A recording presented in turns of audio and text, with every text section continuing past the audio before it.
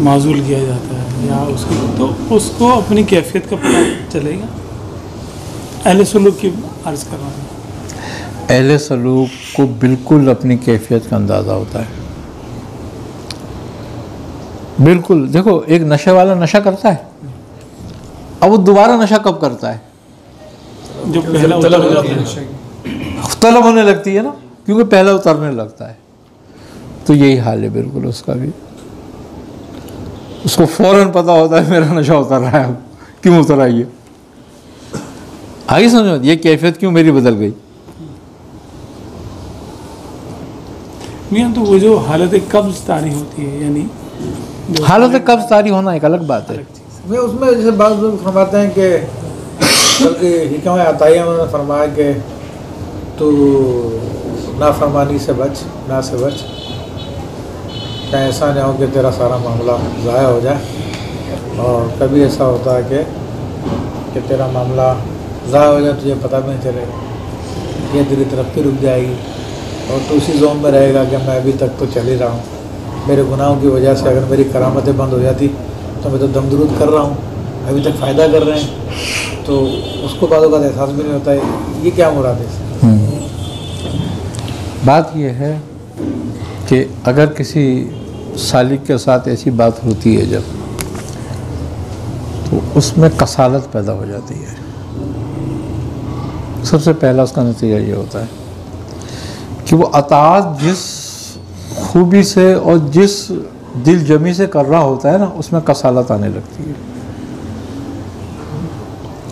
अब दम का जारी रहना या करामात का ज़हूर होते रहना, जब उसमें कसालत आने लगती है ना, तो फिर उसकी तरबियत के लिए शैतान आ जाता है आगे, फिर वो इस्तिदराज में तब्दील हो जाता है और वो बंद नहीं होने देता। वो बंद इसलिए नहीं होने देता कि अब ये मौका है इसको पूरा करने का। अब वो साथ शामिल हो जाता है उसके, और जब उसके साथ शामिल हो जाता है तो उसको बिल्कुल कतन फ़र्क नहीं पड़ता। वो कहता है कि यार आज मैंने एक अहकाम छोड़ दिया ना, कुछ नतीजा तो ख़राब तो नहीं हुआ ना, तो इसका मतलब है अब मैं इससे मुस्तशना हो रहा हूँ, मुझे इस्तशना हासिल हो रहा है कि मैंने इतनी इबादत कर ली है कि अब वो आयत आ रही है कि ये कुरान नाजिल किया इसलिए नहीं कि आप मुशक्क़त में पड़ जाए। तो वो हुक्म से फिर पीछे हटने लगता है, अहकाम से, और अहकाम में वो कसालत करने लगता है और फिर फ़र्क करने लगता है कि ये छोटा हुक्म है, ये बड़ा हुक्म है, अगर छोटा छोड़ भी दिया बड़ा तो कर रहा हूँ ना। ये जब पैदा होने लगे तो इसका मतलब ये लिपेट लिया है इसको। ये फ़र्क इस बात पर नहीं है कि इस्तदराज या कलामत ज़ाहिर हो रही है, या इस बात पर नहीं है इसका इत्तेफाक कि भाई ये दम जारी हो गया है। क्यों? कि शैतान तुम्हारे दम का मुखालिफ नहीं है और शैतान तुम्हारी करामतों का मुखालिफ नहीं है, वो तो तुम्हारे एमाल और हुक्म का मुखालिफ है, इत्तेहाद का दुश्मन, अताअत का दुश्मन है। और वो अताअत भी मखसूस अताअत जो अल्लाह उसके रसूल की अताअत है, बाकी किसी हर अताअत में तुम्हारा साथ देगा, इसी अताअत पे वो तुम्हें कमज़ोर करेगा। जब तुम लपेट में आ जाओगे तो तुम्हें यही कमज़ोर करेगा कि अगर एक छोटा हुक्म निकल भी गया तो क्या बात हो गई, बड़ा तो कर रहा हूँ ना मैं, तो तौबा कर लूँगा।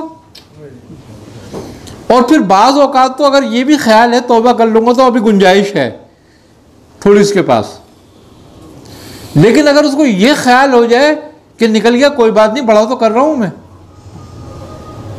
तो इसका मतलब यह है कि वो बगावत पे उतर रहा है। और जब वो उसको बुरा न समझे तो अब ये गुमराह हो गया है।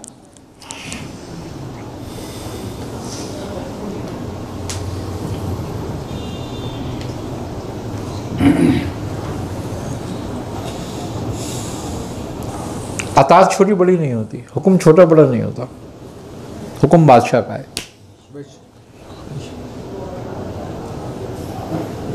छोटा बड़ा तुम्हारी अकल के लिए रख दिया है, वरना असल देखा जाए तो हुक्म तो बादशाह का ही है।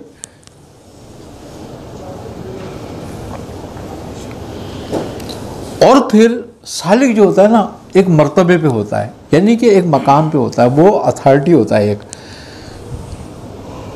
सरकारी आदमी होता है वो। अब अगर तुम्हारे वजीर आज़म को अदालत किसी भी हुक्म, किसी खिलाफ वर्जी पर 1 मिनट की सज़ा दे दे तो वजीर आज़म रहता है? 1 मिनट की सज़ा पे नाअहल हो जाता है, वो नाअहल हो जाता है, समझ ना। और कातिल जो है वो 14 बरस की सज़ा काट के आ जाता है वाह वाह वाह वाह और वो नाअहल नहीं होता। वाह वाह, क्या बात। क्यों?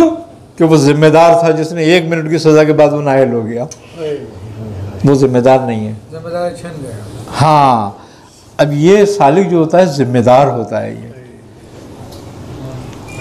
इसकी 1 मिनट की सज़ा भी इसको मर्तबे से गिरा देती है, इसको माजूल कर देती है। तो लिहाजा सलूक जो है ना वो बहुत ही सख्त चीज़ है। ऐसी चीज़ है हम बड़ा नरम समझते हैं इसको, लेकिन तमाम अंबिया के तरीक़ों को जमा कर लिया जाए तो सलूक है।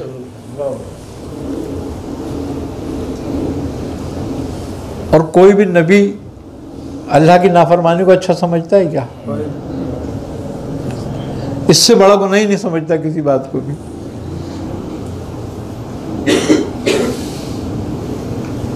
यानी कि अपनी औलाद पे छुरी फेरने का हुक्म आ गया है, फेर दी।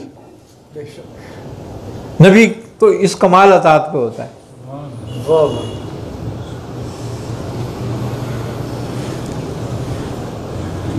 जबकि नीचे बेटा है, फितरत जानता है छुरी की क्या है।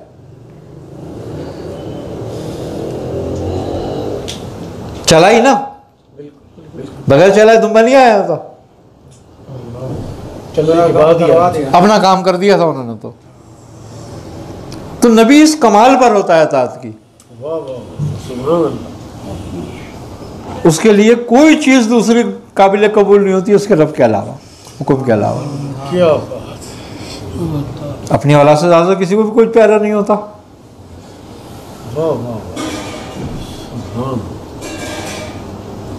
तो ये जो नबी के वाकयात हैं ना अंबिया के, ये तुम्हारे लिए सबक हैं।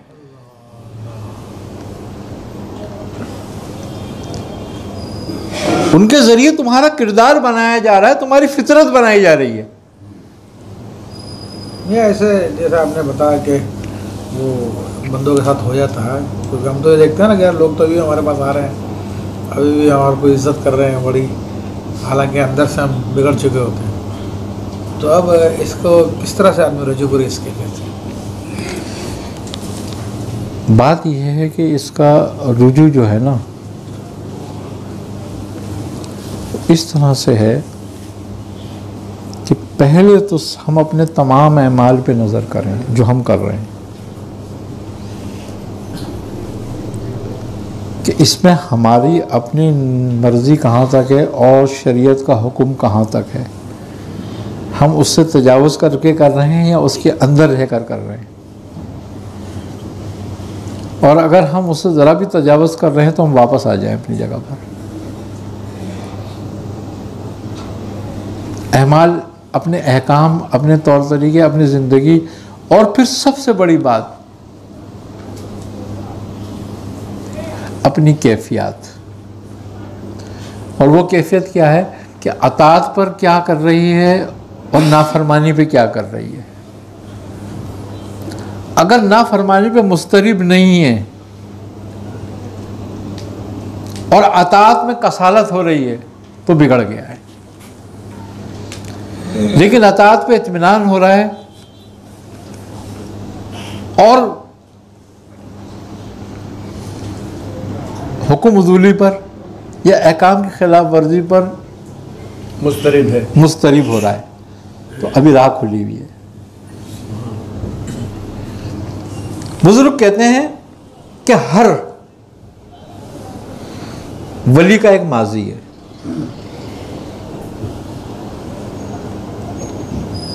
और हर आसी का एक मुस्तकबिल। हर गुनाहगार का एक मुस्तकबिल है अभी, और हर वली का एक माजी है। तो तुम्हें वली के माजी और अपने मुस्तकबिल पे नजर रखनी चाहिए कि तुम वली जैसा माजी अपना मुस्तकबिल कर लो।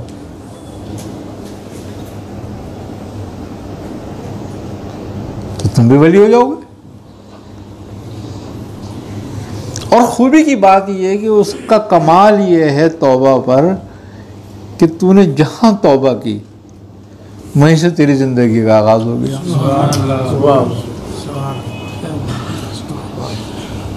है ना ये बात। लेकिन जब हम तौबा करते हैं तो हमें चाहिए कि हम हद्दुल इम्कान उस पर अमल करें, चाहे हमसे कोई गुनाह हो जाए, वो अलग बात है। क्यों? कि जो तेरे नसीब में गुनाह है ना होना, वो तेरे से होकर ही रहेगा। यहां तक बुजुर्ग कहते हैं कि अगर तू मुशाहिदा हक में भी है तो भी तू गुनाह करेगा। मगर मैं उसके खाते में तो उस वक्त लिखा है जब उसका आज़म पाया जाए।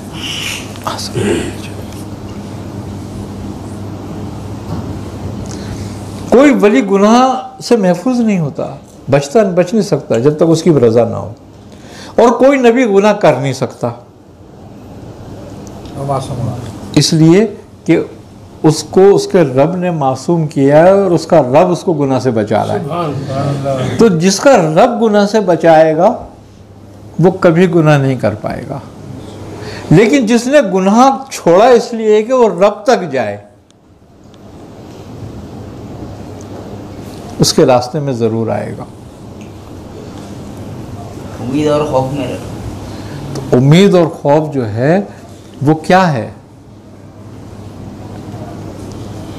अगर खाली हम उम्मीद में रहते हैं तो गुमराही है, और खाली खौफ में रहते हैं तो मायूसी है। अच्छा, रब जो है ना वो खौफ खाने की चीज है नहीं।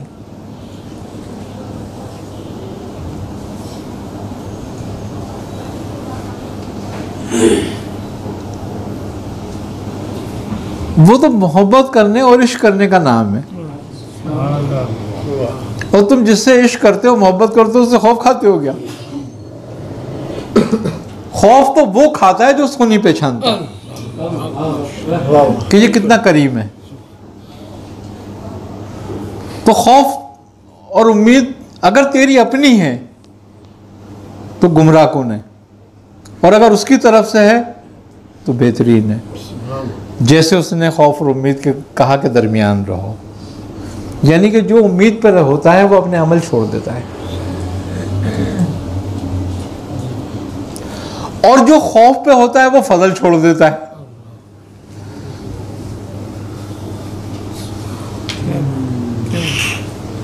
ना तो अपना अमल छोड़, ना फजल से ना उम्मीद हो। अमल फजल के लिए करता रहे, जबकि उसका फजल तेरे अमल के मुताबिक नहीं होगा, उससे ज्यादा होगा। मगर तू अपने अमल इसलिए ना छोड़ कि तू उससे उम्मीद रख ले कि मैं करूं ना करूं वो तो बख्श देगा मुझे। और खाली अमल पे भरोसा इसलिए मत कर कि जब तक उसका फजल शामिल हाल ना हो तो कोई फायदा नहीं होगा तेरे अमाल का। उसके फजल के बगैर अमल भी साहुन हो जाता है। फिर क्यों? कि अमल वही कर रहा होता हूं मैं, जो है वही एक वली कर रहा होता है अमल, और वही मैं कर रहा होता हूं, मगर फर्क नियतों का होता है। मैं दुनिया के लिए कर रहा होता हूं, वो रब के लिए कर रहा होता है। मैं चाहता हूं कि दुनिया मुझे देखे और मुझे मुत्तकी, परहेजगार और वली समझे, और वली इसलिए कर रहा होता है मेरा रब है, मैं अपने रब की तरफ रुजू कर रहा हूं, मेरे रब का हुक्म है। तो उसको अजर वली को उसका रब देता है, और दुनियावी मुत्तकी को अजर उसको दुनिया देती है। अजर दोनों को मिलता है, उसकी वाह होती है, दुनिया कहती है बड़े बुजुर्ग हैं, बड़े मुत्तकी हैं, बड़े परहेजगार हैं, और वो भी खुश होता रहता है, उसका भी बड़ा नफ्स को इत्मीनान रहता है, हाँ नहीं नहीं मैं बड़ा गुनाहगार हूँ, ताकि और ज़्यादा मुझे कहें ये कुछ, थोड़ी सी और सिफत बढ़ा देंगे तो आगे समझ बात। ये बहुत ख़तरनाक अमल होता है। आगे समझ बात, वो अमल ना करना ही बेहतर होता है जो इसलिए करा जा रहा हो कि दुनिया मुझे ये समझे।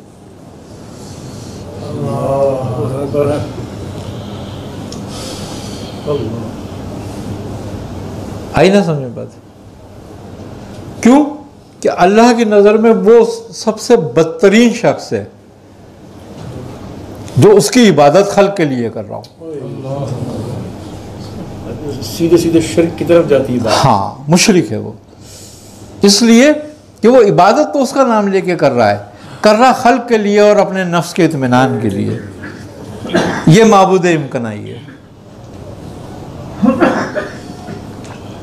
जैसे अच्छा, ये उस कुफ्र से भी बड़ा है जो काफिर कर रहा है, क्यों कि ये कभी ताइब नहीं होगा इससे। वो काफिर फिर भी ताइब होके कभी भी कलमा पढ़ लेगा। हाँ, क्या जैसे जो लोग जैसे आपके सिलसिले में हैं, वो कुछ साहिब हैसियत है या कुछ रियासत वगैरह आपके उसमें की है, बाज़ में उनको ये होता है कि कुछ लोग उनके मुरीदीन हैं या उनके जानने वाले हैं, वो उनको किसी मकाम पे देख लेते हैं, किसी जगह पे देख लेते हैं, मस्जिद नबी शरीफ में देख लिया या किसी बुज़ुर्ग की महफिल में देख लिया या ऐसा कुछ उनको देख लिया। अब वो आगे उनको बताते हैं हमने आपको यूँ देखा, अब वो क्या करें? देखो, मैं एक बात बता दूं, हम तो इस बात की बिल्कुल कतन कायल ही नहीं है क्या कि किसी ने हमारे मुतालिक क्या देखा।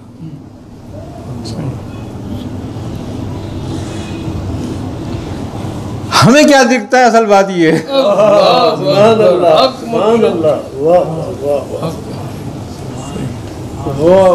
और हमें ये दिखता है कि हमारा नफ्स ऐसा नहीं है, तो हमें तो उस पर तौबा ही करनी चाहिए कि भाई अल्लाह ताला मुझे माफ़ कर, तूने उसको क्या दिखाया।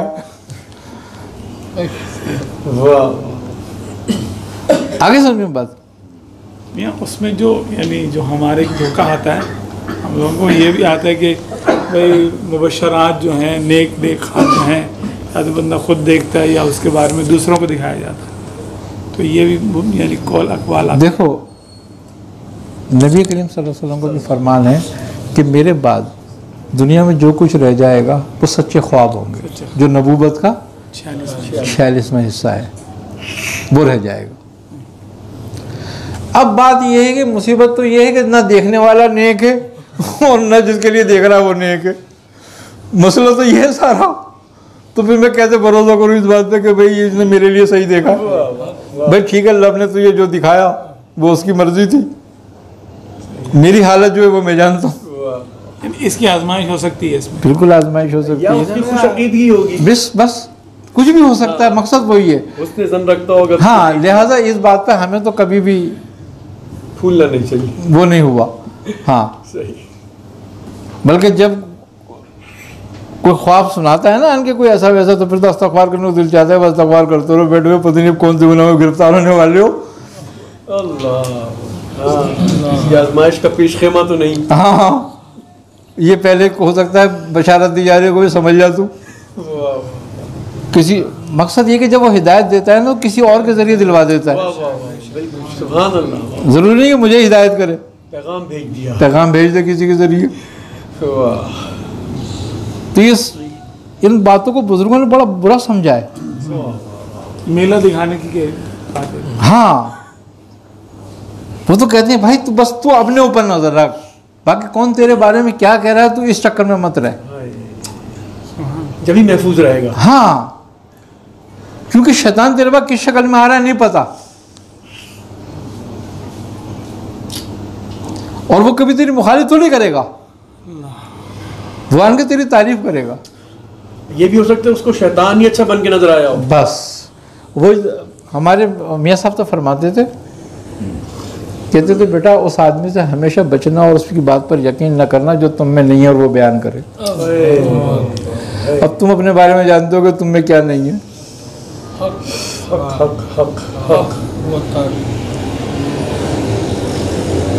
फिर उस सूरत में जैसे अल्लामा फरमा रहे, तो उस सूरत में फिर कलिमात क्या होने चाहिए? जैसे लोग कहते हैं नहीं जी मैं नहीं, आपको गलत फहमी, ये कलिमात भी तो भारी पड़ सकते हैं। बिल्कुल नहीं, उसको आपको जवाब ही मत दो, सुन लो बस उसकी, और ऐसे हो जाओ जैसे कोई बात ही नहीं हुई है, और अपने दिल में इस्तग़फ़ार करते रहो बैठे हुए बस, ताकि तुम्हारा रब जाने और तुम जानो।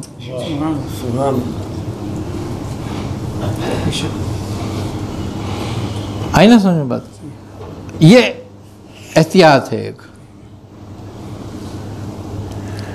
देखो एक बात है, हज़रत बायज़ बुस्तामी रहमतुल्लाह अलैह ने पूछा कि मेरे रब तुझे क्या पसंद है, मैं किस हाल में तेरे सामने आऊँ? तो फरमाया कि बायज़ीद मुझे ये पसंद है कि लोग तुझे ज़लील कर रहे हो, उस हालत में तू मेरे सामने आए।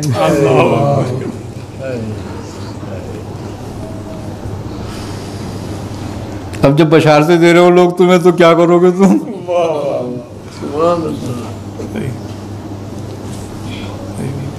खतरनाक ही मामला। हाँ,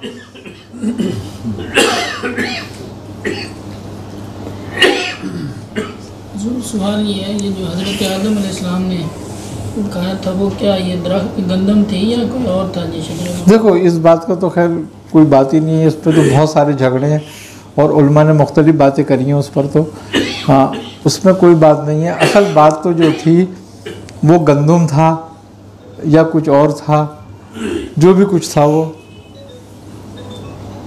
सिर्फ रब की मर्ज़ी थी, वरना उस पौधे को जन्नत में लगाने की ज़रूरत क्या थी? सीधी बात तो ये, बस वो एक आजमाइश थी, होनी थी, हर हाल में होनी थी। जो भी था जन्नत के लिए आदम को नहीं बनाया था, आदम के लिए जन्नत बनाई थी। आगे नहीं समझ, उसने आदम को तो अपने लिए बनाया था। अच्छा मैं बाज़ औक़ात ये होता है, मुरीदीन आते हैं कि हज़रत तो मैंने आपका नाम लिया तो मेरा काम बन गया और ये हो गया वो हो गया, जिन्नात नहीं जा रहे थे आपका नाम मैंने ले दिया तो जिन्नात चले गए, फिर क्या करें आदमी? कुछ भी नहीं, क्या करे आदमी? अपने दिल में लाहौल पड़ता रहे, इस्तग़फ़ार करता रहे। बात ये नहीं है, बात ये है कि एक दूसरी बात भी है। वजह क्या है? वजह यह है कि मुरीद की एक अक़ीदत होती है, एक मोहब्बत होती है। समझ ना मेरी बात को, इस बात को तुम। अब वो अपने अक़ीदत में अपने जब पीर का नाम लेता है तो पीर बेसिकली जो है वो मज़र हक़ होता है। अच्छा, पीर के हाथ में उसका हाथ है, उसका हाथ अपने पीर के हाथ में, और उसका पीर अपने पीर के हाथ में, उसका हाथ अपने पीर के हाथ में। ये सिलसिला कहाँ तक पहुँचता है? सरकार दो आलम सल्लल्लाहु अलैहि वसल्लम। तो जब सरकार दो आलम सल्लल्लाहु अलैहि वसल्लम वहाँ से मदद फरमाते हैं तो वो किसी भी शक्ल में फरमा देते हैं, इससे लेकर वहाँ तक झगड़ा ख़त्म हो गया। अब वो समझ गया मेरे भाई मेरे पीर की कारनामा था ये, जबकि था वहाँ से ये सब कुछ। तो बात यह कि नसब से ज़्यादा निस्बत काम आती है, इसीलिए कहते हैं कि फ़र्क निस्बत का है, ये मामला निस्बत का है, ये पीर का कमाल नहीं है। अब चूँकि वो अपने पीर से अक़ीदत रखता है, उसके हाथ में उसका हाथ है, तो उन्होंने उसी की शक्ल में उसको मदद कर दी। ये उसको पहचानता है, पहचानता है उसके लिए। तो जो जिसको पहचानता है वो उसी को पहचानता है। आई ना समझ में बात? हाँ, वरना वो ये कहता रहेगा वो बुजुर्ग बताए थे, पता नहीं वो कौन थे। हाँ, पता नहीं वो कौन थे। अब रब ने कुलिया कायम किया ना कि जब आपने पूछा कि मैं लोगों से क्या कहूँ कि मैंने अपने रब को कैसा देखा, तो हुक्म आया कि ए नबी कह देना जिसने मुझे देखा उसने रब को देखा। है ना ये बात? ये कुलिया हो गया। अब जिसने नबी को देखा उसने रब को देखा। अब जिसने रब को देखा वो मुशाहिद हो गया। अब अली ने नबी को देखा, ठीक है, तो उन्होंने किसको देखा? रब को देखा। अब ये सिलसिला ऐसे चला आ रहा है अली से लेके नीचे तक कि जिसने देखा रब को देखा। अच्छा में ऐसा होता कि औलिया की मज़ारत पे लोग मुराकबा करते जाके, और बाज़ औक़ात उनको महसूस होता है कि जनाब साहिब क़ब्र ने कुछ तसर्रुफ़ फरमाया, कोई दिल पे हाथ रखा, ये वो, इसकी क्या हकीकत होती है? कभी ये बात गुमान होती है और कभी ये बात हकीकत होती है।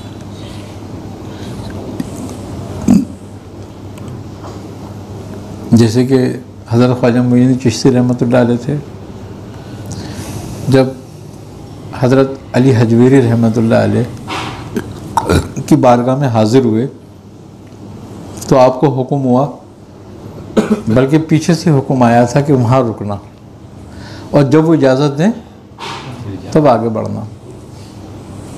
आप जो थे, चूँकि लाहौर हिंदुस्तान का दरवाज़ा है, आप वहाँ आकर रुक गए, ठहर गए, तो आपने इजाज़त चाहिए। अब देखो कौन है इजाज़त मांगने वाला? ख्वाजा मुईनुद्दीन चिश्ती रहमतुल्लाह अलैह, जिनको कहा जाता है अताए रसूल, और रसूल खुदा सल्लल्लाहु अलैहि वसल्लम के हुक्म पर आप हिंदुस्तान तशरीफ़ लाएँ। ठीक है। ख्वाजा उस्मान हारूनी रहमतुल्लाह अलैह फरमाते हैं ख्वाजा मुईनुद्दीन चिश्ती से, कोई वो छोटे से बुजुर्ग हैं क्या? कहते हैं, आप फरमाते हैं कि ए मुईनुद्दीन, जब हिंदुस्तान जाओ तो लाहौर में रुकना, और उनसे इजाज़त लिए बगैर नहीं जाना कि एक शेर लाहौर पर सो रहा है दरवाजे पे, जब वो तुम्हें अंदर जाने की इजाज़त दे जब जाना। आप आ जाते हैं, अब हुक्म से आए ना, आप तो आन के वहाँ बैठ गए मज़ार शरीफ पे। कितने अरसे चिल्ला काटा आपने? 6 माह। 6 महीने किसको लग रहे हैं? यहाँ 6 मिनट में मुराकबा कर लेते हैं।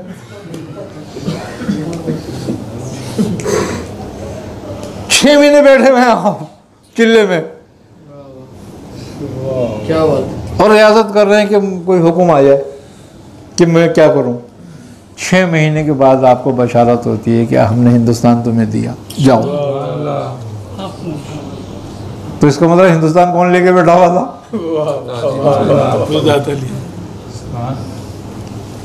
आप फिर आपके हुक्म से आगे बढ़ते हैं।